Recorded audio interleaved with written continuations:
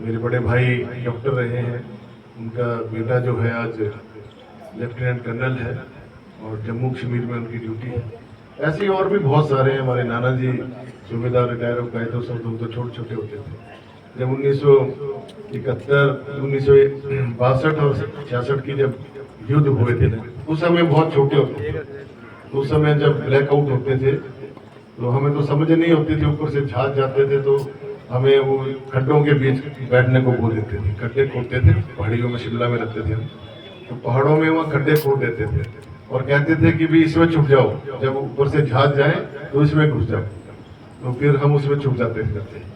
तो उस समय कितना, उसमें तो रेडियो होते थे, रेडियो भी वो टूट फूट के उसमें समाचार आते थे क्योंकि सिग्नल की बड़ी प्रॉब्लम रहती थी।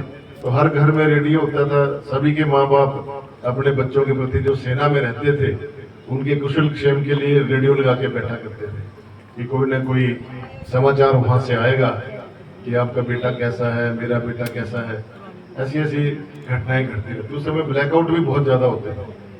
फिर 71 की लड़ाई हुई और जितनी भी लड़ाइयां हुई, हमारे देश के सैनिकों ने जिस प्रकार से एक वीरता के साथ, दृढ़ निश्चय के साथ जो लड़ाई लड़ी, और उस समय तो संसाधन बहुत कम होते थे।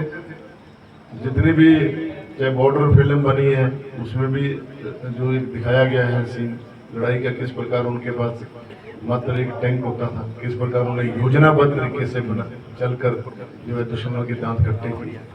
तो ऐसी बहुत सी घटनाएं हैं जो हमें जो विचलित करती है और हौसला भी बढ़ाती है।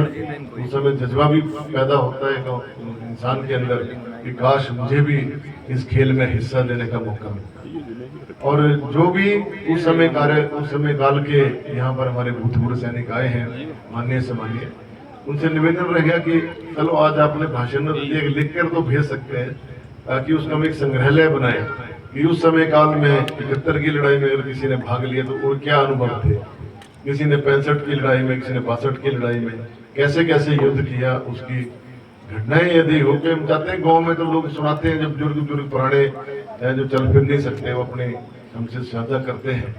तो एक मानचित्र के ऊपर और हमारे मानस पटल पे ऐसी बातें घूमती रहती है जो देश के प्रति हमें और जज्बा हमारा पैदा होता है। क्योंकि हम रोजमर्रा की जिंदगी में लड़ाई झगड़े करते हैं, लेकिन जब देश की बात आती है तब सब लोग इकट्ठा हो जाते हैं। ये हमारे देश में खासियत है।